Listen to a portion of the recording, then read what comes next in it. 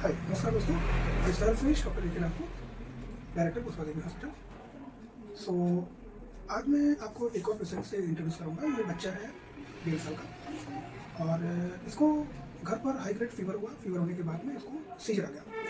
इसको हम बोलते हैं acute febrile illness induced seizure या फेब्राइल सीजर। ओके, इस बच्चे को दौड़े आने के बाद में फिर इसकी फैमिली के लोग हॉस्पिटल में लेके आए। बेसिकली इसको 2-3 दिन से फीवर आ रहा था एंड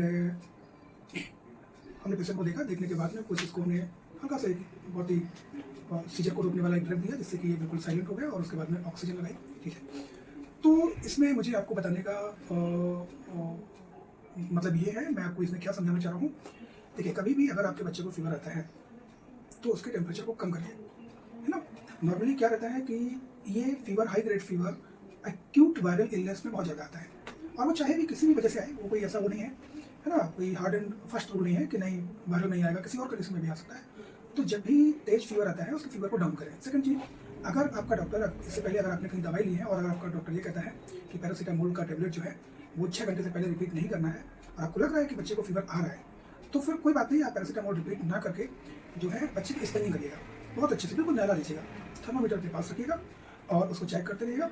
तो फीवर को रोकिएगा और फिर नियरेस्ट हॉस्पिटल जहाँ भी होगा वहाँ पे एक बार दिखा दीजिए। बच्चे को अगर 24 आवर के लिए एडमिट करना पड़ता है एडमिट करिएगा। ठीक है, तो दौड़े आने से प्रॉब्लम क्या होती है वो मैं आपको बताता हूँ। देखिए, जब भी फीवर आएगा, हाई ग्रेड फीवर, वो ब्रेन को टच कर देता है। मैं एक बहुत ही सिंपल लैंग्वेज में बता रहा हूँ। इसकी जो मोड ऑफ एक्शन है और तो ये एक अलग चीज़ है। इसको बताने के लिए बहुत सी चीज़ें मेडिकल टर्मिनोलॉजी में यूज करनी पड़ेगी और जो है उसके लिए एक लंबा फिजियोलॉजी और एनाटॉमी आपको बताना पड़ेगा, तो उसके अंदर नहीं जाते हैं। तो मोटी मोटी बात को समझते हैं कि जब भी हाई ग्रेड फीवर आता है वो ब्रेन में चढ़ जाता है, मोटी भाषा में, है ना। ब्रेन में चढ़ने के बाद में फिर वो ब्रेन के सिग्नल्स को डिस्टर्ब कर देता है और डिस्टर्ब करने के बाद में पेशेंट को दौड़े आने लगते हैं। तो ये होता है। तो इसको रोकने के लिए आपको यही करना है कि फीवर ज़्यादा हो उसको फीवर कम करिएगा और नियरेस्ट हॉस्पिटल में जाके एक बार दिखाइएगा। और वायरल फीवर में एक्चुअली क्या होता है कि रिपीटेड फीवर आता है, 2-2 घंटे में रिपीट, 3-3 घंटे में। आपने पैरासीटामोल दिया, 2 घंटे में फिर रिपीट हो गया, तो कितना पैरासीटामोल देंगे। ठीक है, तो इसके लिए स्पंजिन और ये सब चीज़ें। और अच्छी चीज़ और मैं आपको बताऊँ कि जब भी फीवर आता है तो बॉडी से फ्लूइड बर्न होता है थोड़ा सा, है ना। तो फ्लूइड को रिप्लेसमेंट भी करना पड़ता है। वो जो है आईवी ड्रिप लगाने के बाद ही होगा, तो बच्चे को इमीडिएट एडमिट करना है और जो भी है चीज़ें। सेकंड चीज़, ऑक्सीजन बच्चे को देना 24 आवर के लिए जरूरी इसलिए हो जाता है क्योंकि जब ब्रेन में इंजरी होती है, ब्रेन के सिग्नल डिस्टर्ब होते हैं और दौड़े आते हैं तो ब्रेन को भी काफ़ी इंजरी होती है। तो ऐसे बच्चों में इमीडिएट जो है ब्रेन की रिकवरी के लिए ऑक्सीजन का लगाना बहुत जरूरी होता है, 12 घंटे 24 घंटे के लिए, जब तक कि बच्चा फुली कॉन्शियस नहीं हो जाता। अनदर थिंग इज दैट कि ब्रेन को लाइव रहने के लिए, अच्छी तरीके से वर्क करने के लिए ग्लूकोज और ऑक्सीजन की अच्छी परसेंटेज में रहना बहुत जरूरी है, तो इसलिए बच्चे को ऑक्सीजन लगाते हैं।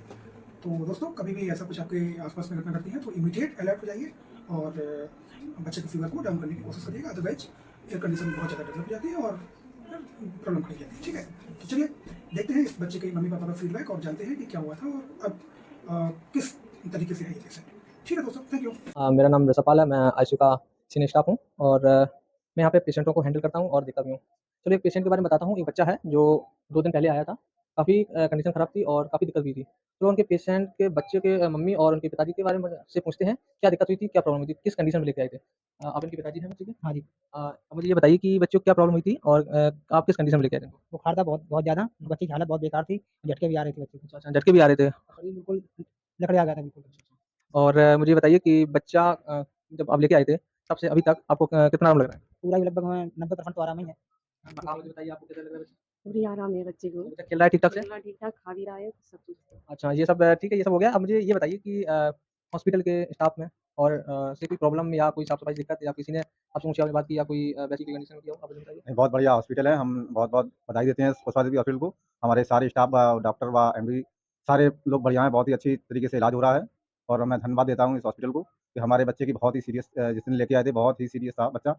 2 दिन में बिल्कुल कवर कर लिया, 99% उसको आराम भी मिला है। हम बहुत-बहुत धन्यवाद देते हैं एमडी साहब को और इस हॉस्पिटल के स्टाफ को। Thank you. और मुझे ये बताइए कि यहाँ की साफ-सफाई से आपको ना, ना बहुत बढ़िया है। ठीक है दोस्तों, तो इनका ये कहना है कि सब कुछ ठीक है। और मुझे एक बार बताइए कि यहाँ की जो अमाउंट है वो कैसे के बारे में? आपको कोई ज़्यादा खर्चा लगा या कोई ज़्यादा हाई नहीं, फाई? नहीं बिल्कुल नॉर्मल। अच्छा ठीक है। तो दोस्तों सब कुछ पेशेंट के बारे में पता ही कर लिया है। चलो मैं आगे भी ऐसे ही फीडबैक देता रहूँगा और मिलते हैं नेक्स्ट वीडियो में। नमस्कार दोस्तों।